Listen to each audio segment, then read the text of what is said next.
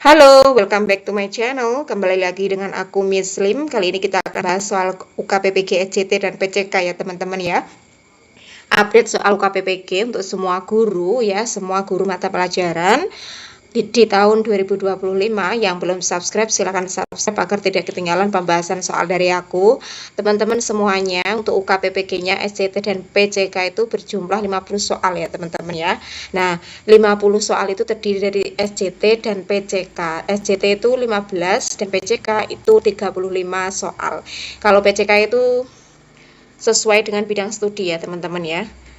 Yuk, yang belum subscribe silahkan subscribe ya. Yang sudah subscribe saya doakan dimudahkan dan dilancarkan dan lolos UKPPG-nya di tahun 2025 ini. Amin Allahumma amin.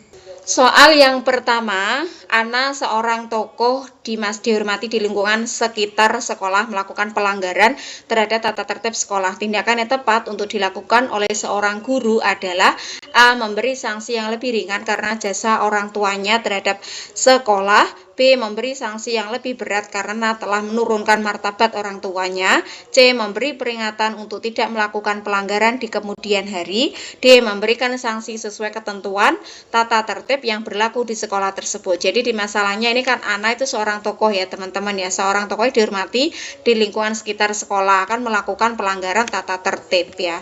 Tata tertib di sekolah. Tindakan yang tepat untuk dilakukan oleh seorang guru terhadap Ana adalah kita lihat untuk opsi yang A, memberi sanksi yang lebih ringan karena jasa orang tuanya terhadap sekolah. Nah, untuk opsi yang A ini kurang tepat ya teman-teman karena menyangkut pautkan dengan jasa orang tuanya ya. Untuk opsi yang B, memberi sanksi yang lebih berat karena telah menurunkan martabat orang tuanya. Nah, untuk opsi yang B ini kurang tepat ya teman-teman ya, memberi sanksi yang lebih berat karena telah menurunkan martabat orang tuanya. Ini kurang tepat ya teman-teman ya. Karena kenapa? Karena kan ada sangkut pautnya dengan orang tuanya lagi ya. Ini bukan masalah martabat orang tuanya. Ya, opsi yang B kurang tepat. Opsi yang C, memberi peringatan untuk tidak melakukan pelanggaran di kemudian hari. Nah, untuk opsi yang C ini juga kurang tepat ya teman-teman, hanya memberi peringatan saja ya, tidak melakukan pelanggaran di kemudian hari. Ini kurang tepat ya teman-teman opsi yang C. Opsi yang D, memberikan sanksi sesuai ketentuan tata tertib yang berlaku di sekolah tersebut. Nah, untuk opsi yang D ini tepat ya teman-teman ya, dibanding dengan opsi yang C. Opsi yang C ini kan hanya memberi peringatan saja ya teman-teman, tidak memberikan sanksi ya. Opsi yang D ini lebih unggul dari opsi yang lainnya. Karena kenapa? Di sini kan menerapkan sanksi sesuai ketentuan tata tertib yang berlaku adalah cara yang adil dan konsisten untuk apa? Menangani pelanggaran. Meskipun pelanggar adalah tokoh yang dihormati.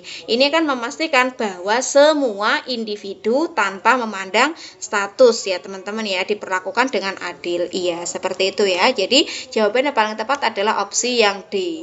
Soal kedua, seorang guru mengajar di sekolahan di kawasan elit dengan biaya hidup yang cukup tinggi. Dengan gaji standar pegawai, beliau harus pandai-pandai mengelola keuangan agar bisa tercukupi kebutuhan keluarganya. Ketika masa pengisian nilai rapor, ada orang tua peserta didik yang berkunjung dengan membawa bingkisan dengan harapan anak naik kelas. Sikap yang diambil adalah A. Mengalih pembicaraan dengan tema lainnya. B. Menyambut kedatangan orang tua peserta didik. C. Menolak kunjungan karena harus segera pergi. D. Menjelaskan kriteria kenaikan kelas dengan jelas.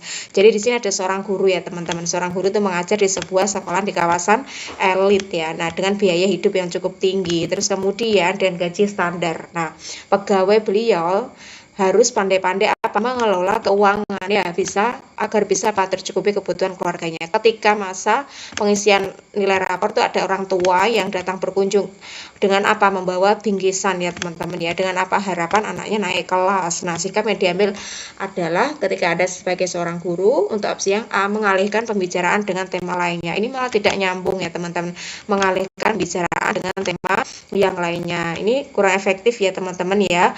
Untuk opsi yang A. Opsi yang B, menyambut kedatangan orang tua peserta didik. Ya, ini menyambut ya teman-teman ya.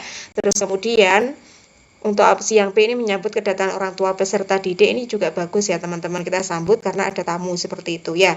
Opsi yang C, menolak kunjungan karena harus segera pergi. Nah, untuk opsi yang C ini menolak ya teman-teman, ini juga sangat tidak efektif sekali. Tidak boleh seperti itu kita sebagai seorang guru ketika ada tamu yang datang ya, apalagi kalau wali murid, seperti itu ya.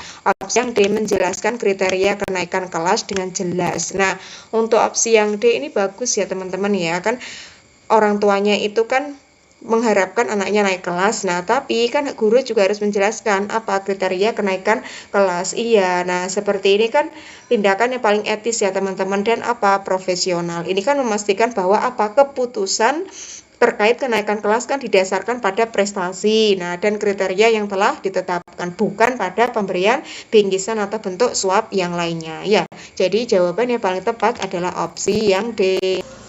Soal ketiga, pendidikan saintifik sering digunakan sejak penerapan kurikulum 2013, merupakan bentuk pembelajaran dengan paradigma konstruktivis, hal yang sebaiknya dilakukan oleh guru dalam tahapan menanya jika kita akan mengajarkan topik volume kubus adalah A. Mendorong siswa untuk menuliskan rasa penasaran atau rasa ingin tahu mereka berdasarkan pengamatan terhadap fenomena terkait volume kubus. B. Mendorong siswa untuk saling bertanya jawab terkait rumus volume kubus. C. Mendorong siswa dalam membuat soal untuk dijawab oleh teman sebangku. D. Memberikan pertanyaan berapakah volume kubus yang panjang rusuknya 5 cm. Jadi di sini itu kan pertanyaannya kan dalam tahapan apa? Dalam tahapan menanya tentang apa pembelajaran yang sebaiknya dilakukan ya teman-teman ya, merupakan kan bentuk pembelajaran dan paradigma konstruktivis, hal yang sebaiknya dilakukan guru dalam menanya jika kita akan mengajarkan topik volume kubus. Yang perlu diperhatikan itu tahapan menanya ya teman-teman ya, tahapan menanya ya. Untuk opsi yang A, mendorong siswa untuk menuliskan rasa penasaran atau rasa ingin tahu mereka berdasarkan pengamatan terhadap fenomena terkait volume kubus. Nah, untuk opsi yang A ini bagus ya teman-teman ya, ini tahapan menanya ya. Opsi yang B, mendorong siswa untuk saling bertanya jawab terkait rumus volume kubus. Ini malah sudah sampai rumus volume kubus, ini terlalu dalam ya teman-teman ya, kurang efektif. Untuk opsi yang B, ini tuh bukan tahapan menanya ya. Opsi yang C, mendorong siswa dalam membuat soal untuk dijawab oleh teman sebangku. Untuk opsi yang C ini kurang tepat ya teman-teman, ini bukan tahapan menanya jika kita akan mengajarkan topik volume kubus ya. Opsi yang D, memberikan pertanyaan berapakah volume kubus yang panjang rusuknya 5 cm. Nah, untuk opsi yang D ini juga terlalu dalam ya teman-teman ya, ini bukan tahapan menanya ya, ini malah sudah mengetahui berapakah volume kubus. Nah, seperti itu ya. Opsi yang paling tepat itu opsi yang A ya teman-teman ya. Karena apa? Karena di sini kan mendorong siswa untuk menuliskan rasa penasaran atau rasa ingin tahu mereka akan apa? Membantu mengembangkan pemahaman mereka tentang materi ini ya kan.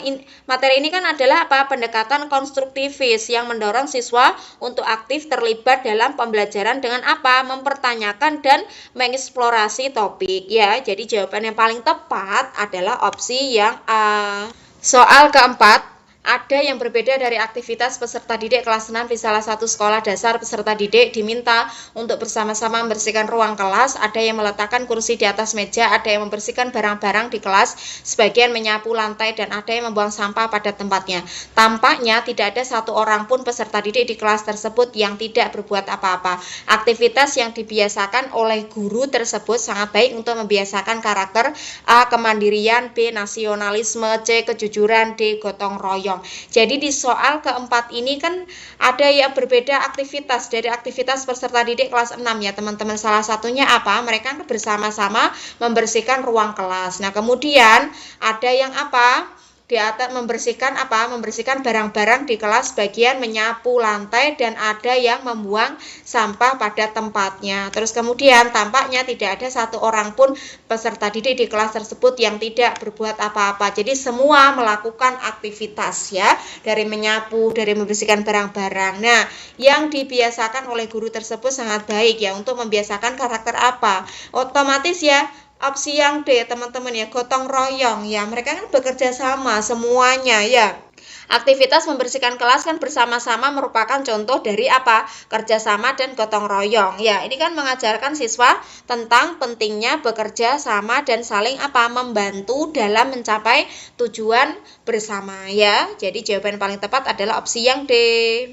Soal kelima, salah satu rumusan indikator yang sesuai kompetensi dasar mencermati penggunaan kalimat efektif dalam surat seruan, ulang tahun, aktivitas sekolah, kenaikan sekolah, dan lain-lain adalah A. Menyimak kalimat yang tidak efektif dan ejaan yang tidak benar. B. Mengerti ciri-ciri kalimat efektif dan penggunaan ejaan yang benar. C. Menafsirkan informasi yang ada dalam surat seruan, D. memahami ciri kalimat yang tidak efektif dan ejaan yang tidak benar. Jadi di sini adalah penggunaan kompetensi dasar mencermati apa penggunaan kalimat efektif ya teman-teman ya dalam surat seruan ya, seperti ulang tahun, aktivitas sekolah, kenaikan sekolah dan lain-lain ya teman-teman. Ini adalah apa?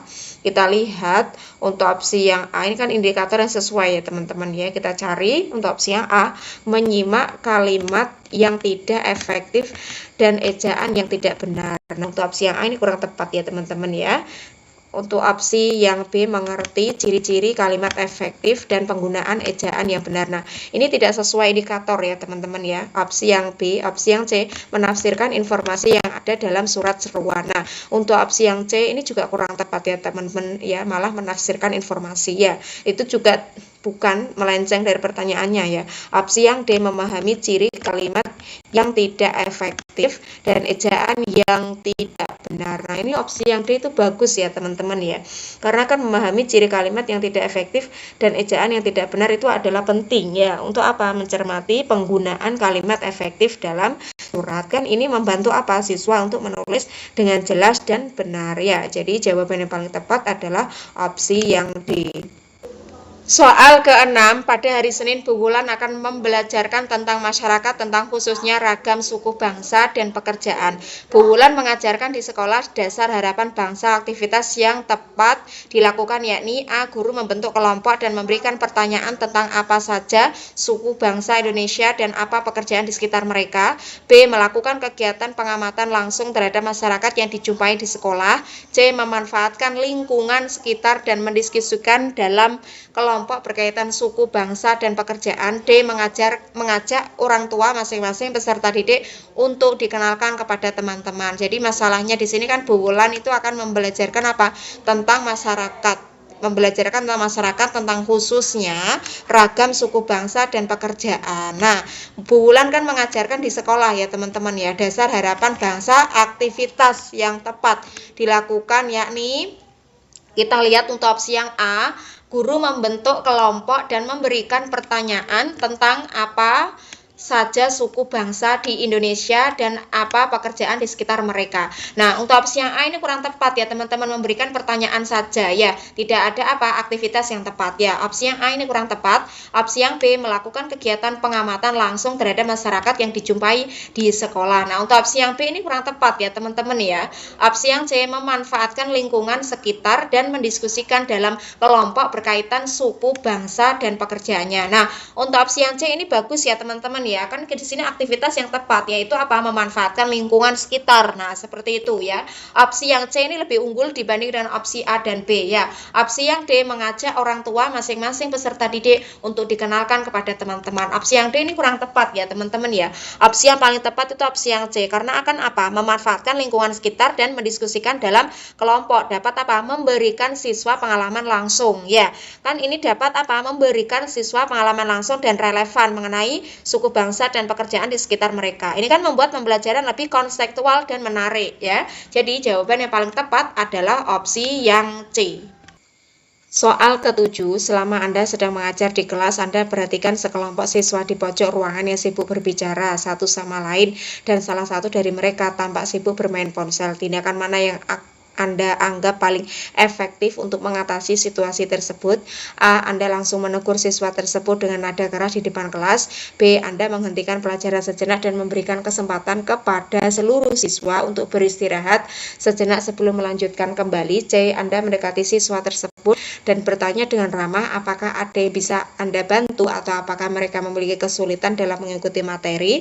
D. Anda mengabaikan mereka dan melanjutkan pelajaran. Nah, di soal ke-7 ini kan Anda sebagai guru itu mengajar memperhatikan sekelompok siswa ini di pojok ruangan yang teman sibuk berbicara satu sama lain. Nah, salah satu dari mereka ini kan tampak sibuk bermain ponsel. Nah, tindakan mana yang akan Anda anggap paling efektif ya teman-teman ya untuk mengatasi situasi tersebut? Nah, untuk opsi yang A, Anda langsung menegur siswa tersebut dengan nada keras di depan kelas. Nah, untuk opsi yang D ini tidak tindakan yang efektif ya teman-teman ya, tidak paling efektif ya. Karena apa? Karena kan Anda langsung menegur terus kemudian menggunakan nada keras. Nah, ini tidak efektif ya teman-teman. Kita skip saja untuk opsi yang A. Opsi yang B, Anda menghentikan pelajaran sejenak dan memberikan kesempatan kepada seluruh siswa untuk beristirahat sejenak sebelum melanjutkan kembali. Nah, untuk opsi yang C ini juga kurang efektif ya teman-teman, kan menghentikan pembelajaran sejenak terus memberi kesempatan kepada seluruh siswa untuk beristirahat sejenak, ini juga kurang efektif ya. Opsi yang C, Anda mendekati siswa tersebut dan bertanya dengan ramah apakah ada yang bisa Anda bantu atau apakah mereka memiliki kesulitan dalam mengikuti materi. Nah, untuk opsi yang C ini lebih bagus dari opsi A dan B ya teman-teman ya. Mendekati siswa tersebut dan bertanya dengan ramah. Nah, itu adalah paling efektif ya. Kita lihat untuk opsi yang D, Anda mengabaikan mereka dan melanjutkan pelajaran. Ini ada kata mengabaikan, kita skip saja ya teman-teman. Guru tidak boleh mengabaikan ya. Opsi yang C ini paling tepat ya, karena kan ini dapat membantu apa? Menyelesaikan masalah tanpa apa? Menambah ketegangan. Ini kan memungkinkan siswa merasa didukung dan memberi kesempatan untuk membahas jika mereka mengalami kesulitan. Nah, itu adalah paling efektif ya teman-teman ya, cara paling efektif untuk mengatasi situasi tersebut. Jadi jawaban yang paling tepat adalah opsi yang C. Soal ke-8, Anda baru saja memulai pelajaran ketika salah satu siswa Anda masuk ke kelas dengan keterlambatan 15 menit. Ini sudah kali ketiga siswa tersebut terlambat dalam 1 minggu. Tindakan mana yang Anda anggap paling efektif untuk mengatasi situasi tersebut? Jadi di sini masalahnya itu murid Anda itu masuk kelas dengan keterlambatan 15 menit ya teman-teman. Ini tidak hanya 1 kali atau 2 kali. Ini ketiga kalinya dalam 1 minggu ya. Tindakan mana yang paling Anda anggap paling efektif ya untuk mengatasi situasi ini? Kita lihat untuk opsi yang A, Anda menghentikan pelajaran dan meminta siswa tersebut untuk menjelaskan di depan kelas mengapa dia terlambat. Nah, untuk opsi yang A ini kurang tepat ya teman-teman ya, menghentikan pelajaran, meminta siswa untuk menjelaskan alasannya di depan kelas dilihat semua siswa. Ini kurang efektif ya teman-teman, opsi yang A. Opsi yang B, Anda membiarkan siswa tersebut duduk tanpa komentar dan melanjutkan pelajaran. Nah, ini kan ada kata tanpa komentar ya teman-teman. Kita skip saja untuk opsi yang B.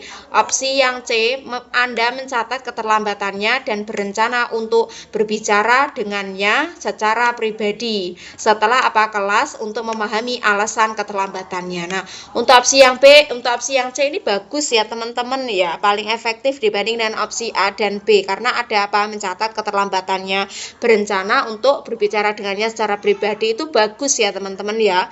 Opsi yang D, Anda mengingatkan seluruh kelas tentang pentingnya ketepatan waktu dan konsekuensi ya, konsekuensi bagi mereka yang sering terlambat. Nah, untuk opsi yang D ini kurang tepat ya teman-teman, mengingatkan kepada seluruh kelas, tidak ada kata ingin berbicara pribadi dengannya. Nah, seperti itu ya teman-teman ya. Opsi yang paling bagus itu opsi yang C ya teman-teman ya. Kan di sini memungkinkan guru untuk memahami alasan keterlambatan dan mencari solusi bersama tanpa membuat situasi menjadi canggung di depan kelas. Iya, jadi jawaban yang paling tepat adalah opsi yang C.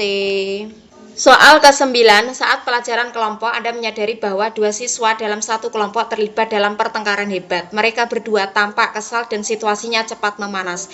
Dengan siswa lain mulai mengumpulkan sekeliling mereka. Tindakan mana yang Anda anggap paling efektif untuk menangani situasi ini? A. Anda membiarkan mereka menyelesaikan konflik sendiri, berharap mereka akan belajar dari situasi tersebut. B. Anda segera memisahkan kedua siswa tersebut dan mengirim mereka ke kantor kepala sekolah tanpa diskusi lebih lanjut. C. Anda menghentikan seluruh kelas dan mengadakan sesi mediasi di depan semua siswa, membiarkan setiap siswa berbicara tentang perasaannya. D. Anda mendekati siswa dan dengan tenang meminta mereka berhenti lalu mengatur waktu untuk berbicara dengan masing-masing secara terpisah setelah kelas. Jadi di sini masalahnya murid Anda itu sudah bertengkar ya teman-teman ya. Bertengkar hebat ya dalam satu kelompok. Nah, ini kan mereka berdua tampak kesal, situasinya cepat memanas ya. Situasinya itu cepat memanas dengan siswa lain mulai mengumpulkan sekeliling mereka. Tindakan mana yang Anda anggap paling efektif untuk menangani situasi seperti ini ya? Opsi yang A, Anda membiarkan mereka. Nah, Anda membiarkan mereka menyelesaikan konflik sendiri. Untuk opsi yang A ini kurang tepat ya teman-teman, karena apa? Karena kan membiarkan. kita kan tidak boleh seperti itu ya teman-teman. Jadi seorang guru membiarkan mereka menyelesaikan konflik sendiri. Nah, ini kurang efektif ya. Kita skip saja untuk opsi yang A. Opsi yang B, Anda segera memisah kedua siswa tersebut dan mengirim mereka ke kantor kepala sekolah. Nah, untuk opsi yang B ini terlalu dalam ya teman-teman ya. Memisah mereka tapi kemudian Anda mengirim mereka ke kantor kepala sekolah, ini kurang efektif ya teman-teman ya. Anda menyelesaikan terlebih dahulu dan Anda harus bisa menyelesaikannya ya. Opsi yang C, Anda menghentikan seluruh kelas dan mengadakan sesi mediasi di depan semua siswa, membiarkan setiap siswa berbicara tentang perasaannya. Nah, untuk opsi yang C ini kurang tepat ya teman-teman, mengadakan sesi mediasi tapi di depan semua siswa. Ini bukan cara yang paling efektif ya. Opsi yang D, Anda mendekati siswa dan dengan tenang meminta mereka berhenti, lalu mengatur waktu untuk berbicara dengan masing-masing secara terpisah setelah kelas. Untuk opsi yang D ini nyambung ya teman-teman dengan pertanyaannya, kan mendekati siswa itu kan dengan tenang dan berbicara secara terpisah dapat membantu apa, meredakan situasi dan menghindari eskalasi ya. Ini kan juga memberi apa, kesempatan untuk menangani konflik secara lebih mendalam dan apa, pribadi setelah kelas. Seperti itu ya teman-teman. Bagus untuk opsi yang D ya. Jawaban yang paling tepat adalah opsi yang D. Soal ke-10, dalam proses pengajaran Anda menyadari bahwa Andi, salah satu siswa di kelas Anda, tampak kesulitan mengikuti materi pembelajaran. Dari observasi Andi sering kali tampak bingung dan tertinggal dibandingkan siswa lainnya. Anda ingin membantu Andi tanpa mengabaikan kebutuhan siswa lain di kelas. Tindakan mana yang Anda anggap paling efektif untuk situasi seperti ini? Nah, salah satu murid Anda namanya Andi ya teman-teman ya. Nah, ini kan dia itu tampak kesulitan apa, mengikuti materi pelajaran. Dari observasi Anda kan seringkali Andi seringkali tampak bingung dan tertinggal dibandingkan siswa lainnya ya. Anda kan ingin membantu Andi tanpa mengabaikan kebutuhan siswa yang lainnya di dalam kelas. Nah, tindakan mana yang paling efektif?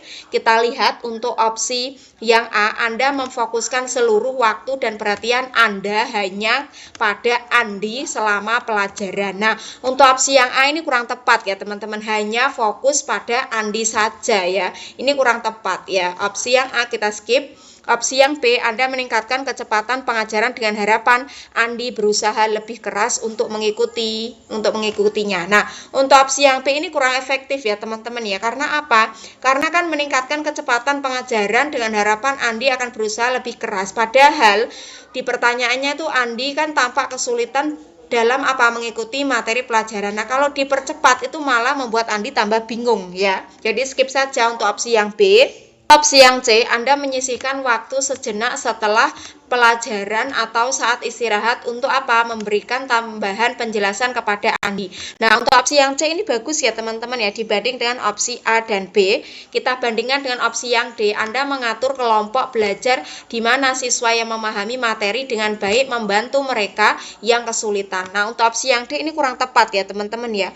Opsi yang paling bagus itu opsi yang C ya. Karena kenapa? Kan menyisihkan waktu tambahan setelah pelajaran atau saat istirahat untuk memberikan penjelasan tambahan kepada Andi. Ini kan memungkinkan bantuan yang lebih terfokus tanpa mengganggu proses belajar siswa lain di kelas. Seperti itu ya teman-teman ya. Jawaban yang paling tepat itu adalah opsi yang C. Soal ke-11, dalam kelas Anda ada seorang siswa bernama Rani yang memiliki kebutuhan khusus. Rani memiliki kesulitan dalam mendengar dan memerlukan perhatian khusus dalam proses belajar mengajar.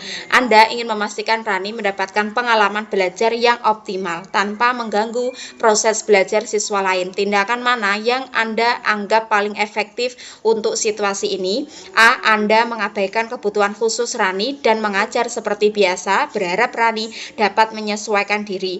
B. Anda memfokuskan semua instruksi hanya kepada Rani dan sering meminta konfirmasi apakah dia memahami.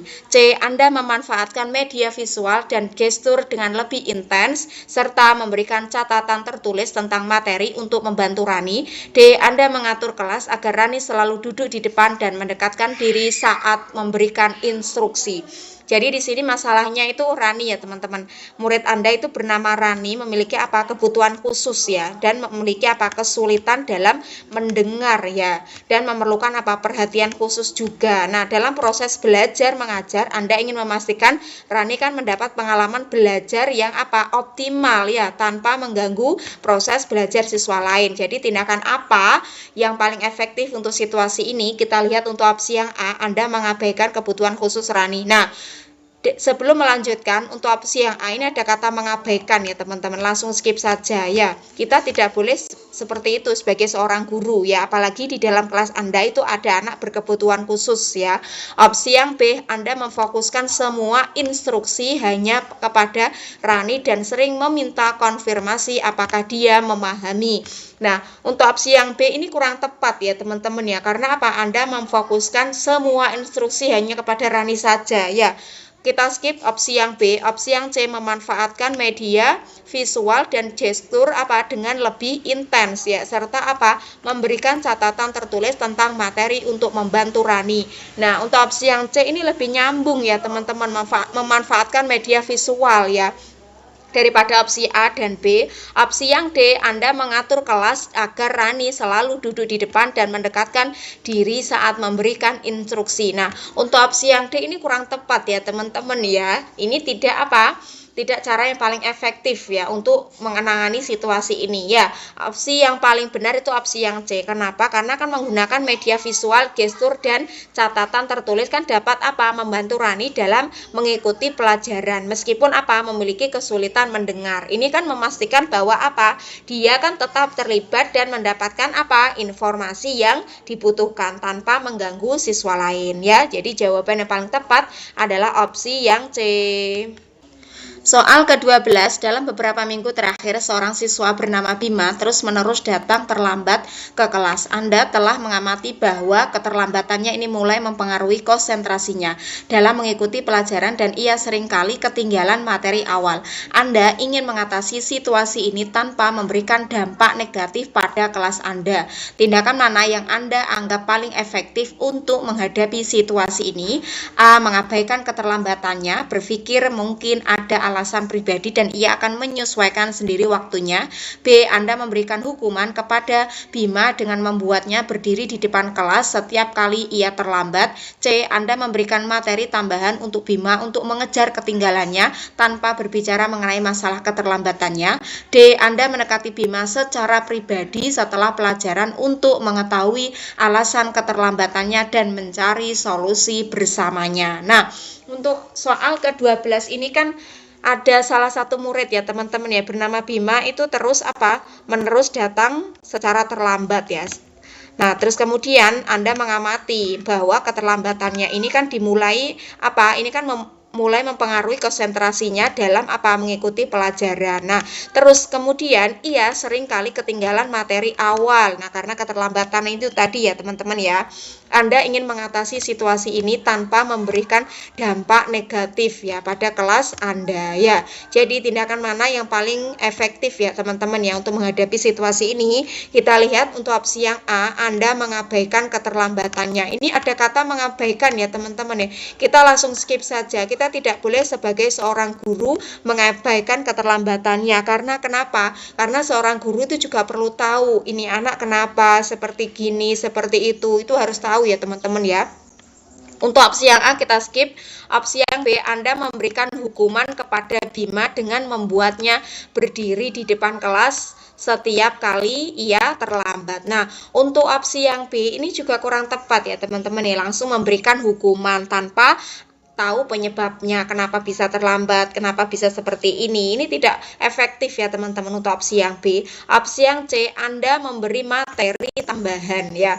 Memberi materi tambahan untuk Bima untuk mengejar ketinggalannya tanpa berbicara mengenai masalah keterlambatannya. Nah, untuk opsi yang C ini juga kurang efektif ya teman-teman. Karena tanpa berbicara, tanpa berbicara. Guru tidak boleh seperti itu ya. Kita harus tahu apa yang terjadi pada muridnya ya. Untuk opsi yang C kita skip. Opsi yang D, Anda mendekati Bima secara pribadi setelah pelajaran, terus kemudian untuk apa? Mengetahui alasan keterlambatannya dan mencari solusi bersamanya. Nah, untuk opsi yang D ini bagus ya teman-teman dibanding dengan opsi A, B, dan C. Karena kenapa? Mendekati Bima secara pribadi kan memungkinkan apa? Anda untuk memahami alasan keterlambatannya dan membantu menemukan solusi tanpa membuat situasi menjadi apa? Public shaming ya, atau apa? Memberikan dampak negatif pada suasana di kelas. Iya, jadi jawaban yang paling tepat adalah opsi yang D. Soal ke-13, dalam kelas Anda, dua siswa, Arif dan Dian, tampaknya sedang berselisih. Awalnya mereka seringkali berdebat mengenai jawaban yang benar untuk beberapa pertanyaan dalam materi pelajaran. Namun, Anda mulai menyadari bahwa konflik tersebut semakin memanas dan kini telah melibatkan masalah pribadi di luar kelas. Sebagai guru, Anda ingin segera menyelesaikan konflik tersebut untuk memastikan kondisi belajar yang kondusif. Tindakan mana yang Anda anggap paling efektif untuk situasi ini? A. Anda membiarkan mereka menyelesaikan konflik sendiri, berharap mereka akan dewasa dalam menyelesaikan masalah. B. Anda segera memanggil kedua siswa ke depan kelas dan memaksa mereka meminta maaf satu sama lain di hadapan semua siswa. C. Anda memberikan hukuman kepada kedua siswa dengan cara memberi tugas tambahan karena mengganggu kelas. D. Anda meminta kedua siswa untuk bertemu dengan Anda setelah pelajaran untuk mendiskusikan masalah tersebut dan mencari solusi bersama. Nah, di soal ke-13 ini masalahnya itu ada dua siswa ya teman-teman, Arif dan Dian itu berselisih ya. Awalnya mereka seringkali berdebat. Nah, dari berdebat terus kemudian Anda menyadari bahwa konflik tersebut semakin memanas. Nah, ingin segera menyelesaikan konflik tersebut. Nah, untuk memastikan apa? Kondisi belajar yang kondusif. Tindakan mana yang Anda anggap paling efektif? Nah, kita lihat untuk opsi yang A, Anda membiarkan mereka menyelesaikan konflik sendiri. Nah, ada kata membiarkan, kita skip ya teman-teman. Kita tidak boleh sebagai seorang guru malah membiarkan saja mereka menyelesaikan konflik sendiri. Ini tidak akan selesai ya untuk opsi yang A. Jadi kita skip. Opsi yang B, segera memanggil kedua siswa ke depan kelas dan memaksa mereka untuk apa? Meminta maaf satu sama lain di hadapan semua siswa. Nah, untuk opsi yang B ini juga kurang tepat karena apa? Memanggil kedua mereka ke depan kelas dan memaksa mereka. Nah, ada kata memaksa ya teman-teman ya. Kita skip saja untuk opsi yang B. Opsi yang C, Anda memberikan hukuman kepada kedua siswa dengan cara memberi tugas tambahan karena mengganggu kelas. Nah, untuk opsi yang C ini juga kurang tepat ya teman-teman ya, karena apa? Memberi hukuman itu kepada kedua siswa dengan cara apa? Memberi tugas tambahan. Ini malah tidak efektif ya teman-teman ya. Opsi yang D, Anda meminta kedua siswa untuk bertemu dengan Anda setelah pelajaran untuk mendiskusikan masalah tersebut dan mencari solusi bersama. Ini bagus ya teman-teman. Ini adalah paling efektif untuk situasi seperti ini ya. Anda meminta kedua siswa tersebut bertemu dengan Anda setelah pelajaran untuk berdiskusi. Nah, untuk menyelesaikan masalah dan mencari solusi. Ini bagus ya teman-teman ya. Opsi yang D ini kan mengundang kedua siswa untuk berbicara setelah pelajaran kan memungkinkan apa? Anda menangani konflik secara privat. Iya, terus kemudian menangani konflik secara privat dan mendalam, mencari solusi yang konstruktif dan memulihkan hubungan mereka tanpa memanaskan suasana di depan kelas ya. Jadi jawaban yang paling tepat adalah opsi yang D. Soal ke-14, selama istirahat Anda mendengar bahwa seorang siswa Riko menyebar gosip mengenai sesama temannya Lina. Gosip tersebut tampak sudah menyebar luas dan membuat Lina merasa tidak nyaman serta tertekan saat berada di kelas. Anda ingin mengatasi situasi ini agar suasana belajar kembali kondusif dan menjaga kesejahteraan semua siswa. Tindakan mana yang Anda anggap paling efektif untuk situasi ini? Jadi di sini murid Anda atau peserta didik itu Riko menyebar gosip ya teman-teman. Riko itu menyebar gosip mengenai sesama temannya namanya Lina. Nah, gosip tersebut itu kan tampaknya sudah menyebar luas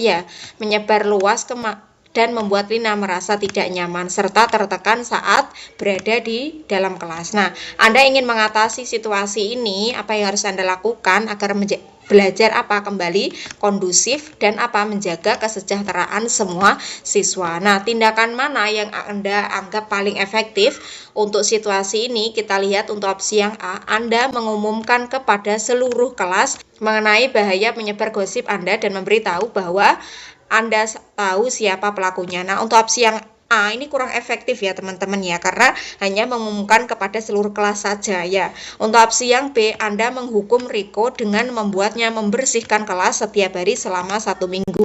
Nah, untuk opsi yang B ini kurang tepat ya teman-teman ya, tindakan kurang efektif ya, karena hanya saya menghukum Riko ya.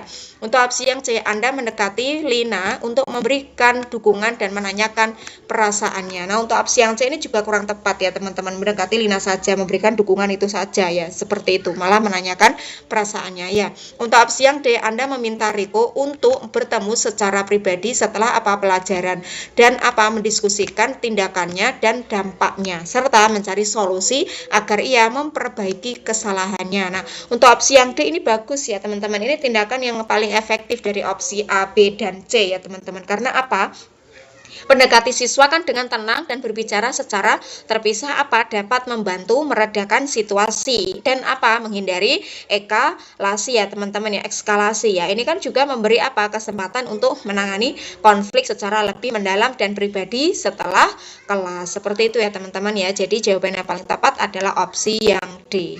Soal ke-15, selama mengajar Anda menyadari bahwa beberapa siswa tampaknya sibuk dengan ponsel mereka, dan setelah diperiksa, Anda mengetahui mereka sedang mengakses media sosial. Hal ini mengganggu konsentrasi mereka dan potensial untuk mengganggu siswa lainnya. Anda ingin mengatasi masalah ini agar pembelajaran berlangsung dengan baik dan siswa dapat fokus pada materi. Tindakan mana yang Anda anggap paling efektif untuk situasi ini? Nah, untuk soal ke-15 ini masalahnya adalah ada siswa di dalam kelas itu menggunakan ponsel ya teman-teman ya, terus mengetahui bahwa mereka itu sedang mengakses media sosial ya. Hal ini kan mengganggu konsentrasi mereka dan potensial untuk mengganggu siswa lainnya. Iya. Terus kemudian bagaimana cara Anda mengatasi masalah ini sebagai seorang guru pada saat pembelajaran berlangsung. Nah, jadi kita lihat untuk opsi yang A, Anda merebut ponsel mereka dan menyimpannya hingga akhir pelajaran tanpa memberikan penjelasan. Nah, untuk opsi yang A ini kurang tepat, kurang efektif ya teman-teman. Kita skip karena langsung merebut, tiba-tiba langsung merebut, terus kemudian tanpa memberikan penjelasan ya. Untuk opsi yang A kurang tepat. Opsi yang B, Anda menghentikan pelajaran dan memberikan ceramah panjang mengenai bahaya menggunakan media sosial saat pelajaran. Hanya memberikan ceramah panjang ya teman-teman, kurang efektif ya opsi yang B. Opsi yang C, Anda memberikan tugas tambahan kepada siswa yang kedapatan menggunakan ponsel di kelas. Nah, untuk opsi yang C ini juga kurang tepat ya teman-teman ya, malah memberikan tugas tambahan kepada siswa yang menggunakan ponsel tersebut ya.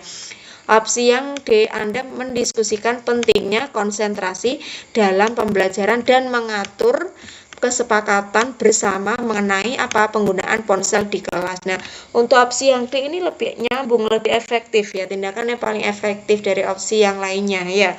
Karena kan di sini diskusi dan kesepakatan bersama mengenai penggunaan ponsel dapat membantu siswa memahami aturan dan konsekuensi serta mempromosikan kesadaran tentang pentingnya konsentrasi selama pelajaran. Ya, jadi jawaban yang paling tepat adalah opsi yang D.